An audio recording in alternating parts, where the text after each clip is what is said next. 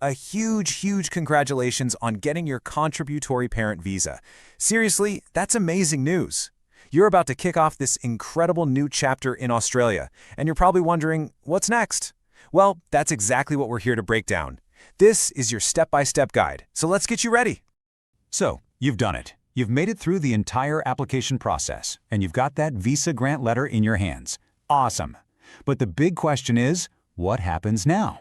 What are those immediate, supercritical steps you have to take? We're going to cover all of that right now to make sure your journey down under is as smooth as it can possibly be. Okay, so here's our game plan for today. First, we'll talk about what your new visa really means for you. Then, we'll dive into the details of your journey to Australia.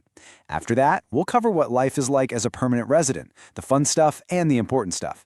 We'll also look at your travel options and the path to citizenship. And to finish it all off, we'll wrap up with a simple, final checklist so you know exactly what to do. All right, first things first. A massive, heartfelt congratulations on becoming an Australian permanent resident. I mean it. This is a huge deal, a real milestone. It's the beginning of a fantastic new life for you and your family. So, let's just take a moment to really let this sink in. It's so important to understand what you're holding in your hands. This visa, the Subclass 143, it's a permanent visa. You know what that means? It means you can stay in Australia indefinitely. There's no expiry date on your right to live here. How incredible is that? Okay, let's switch gears and get into the practical side of things, actually getting you to Australia. Now pay close attention here because these next few steps are absolutely critical. You've got to get these right before you even start packing your bags. First up, the basics. Before you do anything else, double-check your passport. Make sure it's valid for travel. But the most important thing, and I can't stress this enough, is to find the first entry date in your visa grant letter. This isn't a suggestion. It's a hard deadline you absolutely have to meet. And then, when you're on the plane, you'll need to fill out an incoming passenger card. Everyone does it, so just be ready for it. Okay, I know what you might be thinking. What if I can't make it by that date? Right? Life happens. Things come up, and sometimes meeting that first entry deadline can be a real challenge. So, what are your options? What can you do if you find yourself in that spot? Well, there's a solution, and it's called a travel facilitation letter. This is what you need if you can't travel in time. You can request it directly from the Department of Home Affairs. But, and listen up, this is the crucial part, the timing is everything. You can only request this letter within the last 3 months before your first entry date expires, not before. So keep that timeline in mind. And hey, here's a little pro tip for when you actually land in Australia. If you have an e-passport, one with a little chip in it, you can probably use the SmartGate system at the airport. It's this cool facial recognition tech that can get you through immigration way faster. And trust me, after a long flight, that is a lifesaver. All right, you've made it. You've touched down, you're through the airport, welcome. Now we can really start talking about your new life as a permanent resident. And this is a big topic. It comes with some incredible rights, but as with anything, there are also a few key responsibilities you really need to know about. Let me introduce you to your new best friend, VEVO. That stands for Visa Entitlement Verification Online. Honestly, you're going to use this all the time. The best way to think of it is like your digital visa sticker. It's the one and only official government system to check all your visa details, your conditions, and to prove your right to work to an employer.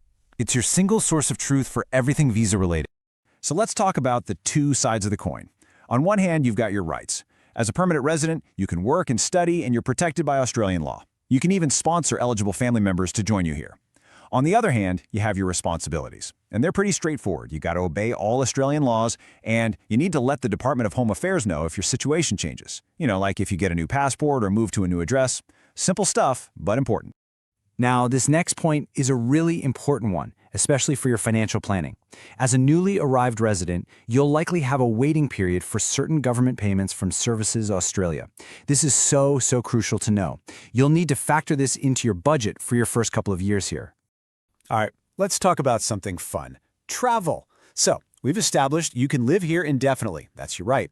But your ability to travel in and out of the country as a permanent resident has a few specific rules. And these are rules you absolutely need to know to avoid any headaches down the line. If there is one number I want you to burn into your brain today, it is this one, 5. Why 5? Because your visa comes with a 5-year travel facility.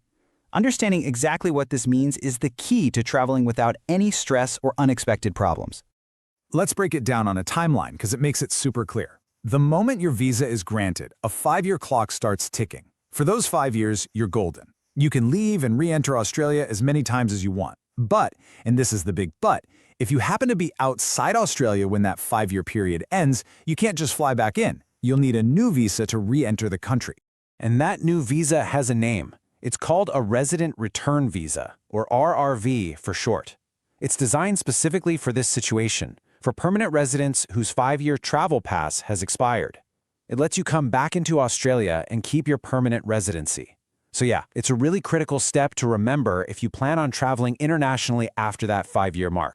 Of course, the long-term goal for many people is to take that ultimate step, becoming an Australian citizen. And that's a real game changer. Once you're a citizen, you can get that Aussie passport, and you will never, ever need a visa to enter Australia again. Total freedom. Whew, okay, we have covered a lot of ground, haven't we? So let's pull it all together. I want to give you a final, super simple checklist. Think of this as your immediate action plan to make sure you get your new life in Australia started on exactly the right foot. So here it is, nice and simple. Number 1, find that first entry date in your grant letter. Seriously, do it today. Number 2, bookmark VEVO. Use it to check your visa conditions and find your travel facility expiry date. Number 3, remember that 5-year rule for travel. Tattoo it on your brain. Number 4, just be aware that the resident return visa exists for travel after those 5 years. And finally, number 5, when the time is right, start exploring what you need to do to become an Australian citizen. Look, this really is the start of such an exciting new chapter for you and your family. It's a massive adventure. So from all of us here, a very, very warm welcome to Australia. Now that you have all this information, you are totally equipped to take these next steps with confidence. You know what to do. So I guess there's only one question left to ask. Are you ready to begin your new chapter?